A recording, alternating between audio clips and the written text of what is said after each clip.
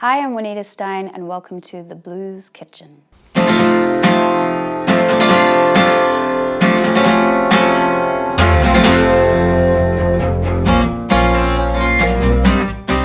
Juanita Stein first broke onto the music scene as the frontwoman of Howling Bells back in 2006.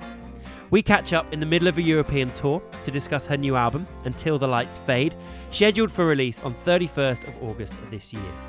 Juanita tells us about her formative days as a musician, growing up in Australia, and she performs an ace version of Johnny Cash's A Thing Called Love. And while you're watching, subscribe to the channel for regular episodes of The Blues Kitchen Presents. Juanita! Hi. Welcome to The Blues Kitchen. Thank you. How are you doing? Good. We're very happy to be here. You're on the road with Brian Ferry at the moment. Massive shows in London over the next couple of days as well. How's that been?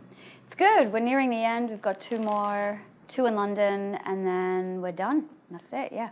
Nice. Has he been a gentleman on the road? He is the absolute gentleman, yeah. He is every bit of dapper suaveness you'd want him to be. Excellent. Yeah. Have you got any little anecdotes or tour stories for us? Nothing. Nothing. You can't give us any juice on Mr. Ferry? No. Nothing's extended past how are you, how was dinner, that kind of thing. So in a short while, you're going to be indulging us with a Johnny Cash cover. Yeah. But before we get to that, congratulations on Forgiver, Thanks. the single that's out at the moment. Thank you. I'm a big fan. Great. I loved your last record as well. Thank Maybe you. you could just tell us a bit about Forgiver, because I understand you wrote it whilst you were on the road with the Killers. Right, so we did an extensive tour with the Killers. We did some Europe shows, some UK shows, and I had this song that was unfinished, and I had it in my mind that at some point I had to finish it on that particular tour. I just felt like there was an energy, and if it was going to happen, it was going to happen. You had to get it done and draw a line under it. Yeah, so I brought it out, so to speak, and then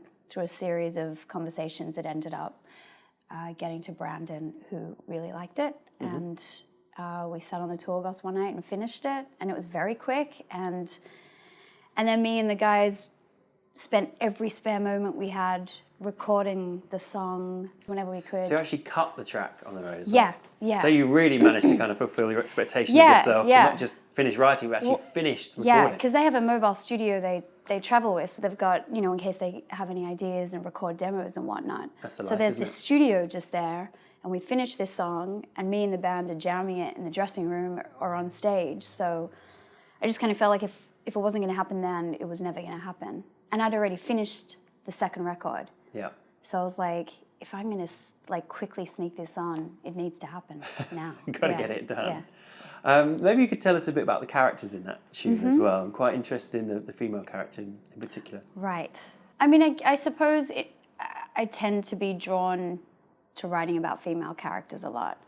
And through personal experience or personal experience with, friends, relatives, I kind of was thinking that the female protagonist is always a little less fortunate than the male. And then, I don't know, I guess I flipped the switch a little bit. And on this one, he is the unfortunate protagonist, and she is wholeheartedly taking advantage of him. And I wanted to help him find a way to empower him, but he doesn't. And that's just the nature of the beast. It's, Well, it's very much whet our appetites for the record, which is Until the Lights Fade. Right. Out later in the summer. August, yeah. How is it different to your first record, which, can I say, is very much an Americana sounding record? Sure. Is that fair to say? Yeah, there's very strong elements of that. It doesn't help that record's called America, so that connection was always going to be there. But it was very much influenced by old, Americana and lots of country records I'd listened to as a kid and whatnot. And but then there's a lot of indie rock that, from being in the Howling Bells for 10 years. So that was never going to not make an appearance. So it's all those things mixed up. And then in the new record, I think it's a direct result of taking the songs from America on the road and kind of figuring out through experience that I'm not only that one thing and that I need rock and roll. I need that energy and that spark, and otherwise I get bored to tears. So you mentioned before when you were growing up you heard country tunes. And you grew up in Australia, right? Yes. So whereabouts did you grow up? Sydney. And when you were at home, what was on the stereo when you were a little girl? Well, my dad's a musician, and there were musicians in the house and records playing, and it was everything from, the band to Roy Orbison to Fleetwood Mac to Johnny Cash to whatever. It was just like wholesome, just kind of heart and soul music. Yeah. So it's kind of unavoidable, really. Yeah. Like I said, you can't erase that. And then, of course, I went on to discover all my own stuff, and then those two worlds combined made for something a little odd. So when I was growing up, I had a similar thing. And my family were playing Dylan, the Beach Boys, the Beatles, all the obvious stuff, a lot of the West Coast stuff like Neil Young. Yeah. But then I was the right age that when Oasis came out, I was like, well, this one I'll take for me. Right. This one belongs to me. It becomes yours. Yeah, was there an artist like that growing up in Sydney that you kind of took, like, this one's mine, like the Strokes or something? Or Bjork was massive, and Nirvana was massive. And there were two things that I was like, shut the door, this is mine, you guys don't know about this. But then, of course, my parents, being cool, were like, wow, Nirvana, this is cool. And they would appreciate so we kind of swapped. I brought things to the table that they appreciated too. Nice. Yeah. And then you put together your first trio, right? Which was it Waikiki? Waikiki, yeah. Yeah, so tell us about that. Was that something that you did very much with the intention of, let's go out, let's get on the road, let's, get our chops about us? I don't know what I thought I was doing. I just knew that I was writing songs. Like from, the age of 12, I was like writing tunes. And my brother had started like rocking out hard in his bedroom. So I'd be in my room writing like songs about surfer boys or whatever I was writing about. And Joel would be in his room like mimicking every single note of every Hendrix record. And I was like, wait a minute, we can do something here. So I remember knocking on his door and being like, should we start a band? He's like, yeah.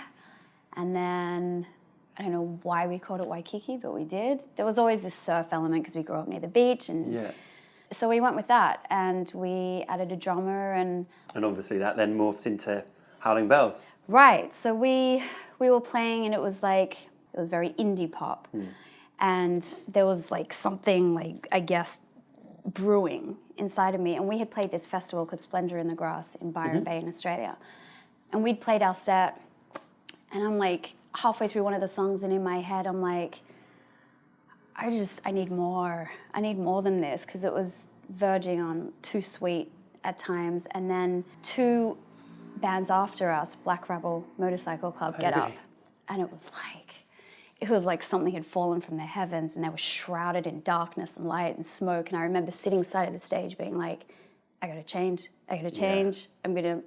let's move to England and change our name and start again, kind of thing. And that day I took the guys aside and I was like, we got to do something drastic, because this is not, I don't want to stay here and play this music for the rest of my life. So we literally packed up and moved to London. That first BRMC album, I think there was a lot of people our age that went absolutely bananas for it. I think rightfully so. And obviously the name as well, that bass sound, and just general kind of fires and darkness around the whole presentation was just very intoxicating as a teenager. Totally, yeah. And I remember meeting him one day just by chance backstage, and I was just, how do I explain to you what an impact you've had on my life? I couldn't really do that. Was that Peter Hayes? Yeah. He was a friend of a friend at that time, and it was just incredible, So one man in black to another man in black, Johnny Cash. Right. So you're going to play for us a thing called Love, which isn't the most obvious of Johnny Cash tunes. No. It's really nice you picked Johnny Cash. Can't believe that we're like 40 videos in. Yeah. And no one's done a Johnny Really? Cash tune. Yeah, you're the first to the party on that one. Well, I guess maybe people instinctively associate him with old country music, not necessarily blues. But I mean, there's blues in everything, isn't there? Of course. So. What does this song mean to you? I think it's beautiful. I think the lyrical content is beautiful. The melody is kind of not what you'd expect from Johnny Cash. It's not straight up, I think it's early 70s, that song, isn't it? Yeah, and it's the original's super fast and plucky, but I slow it down a lot, and it's something I connect with very much, though. Yeah. Is there an era of Johnny Cash that you're into, like kind of Prison Time, Early Time, The Highwayman, the Rick Rubin time? No, I just respect him wholeheartedly as an artist and his MO and what he brought to the industry and to the world is the kind of like uncompromising vindictiveness, I guess. He had this like, he was spearheading his way through it and it was all very punk rock for that time. Yeah. Cool. Well, if it's okay with you, I think it's time for a performance. Sure, we're going to play a Johnny Cash number called A Thing Called Love.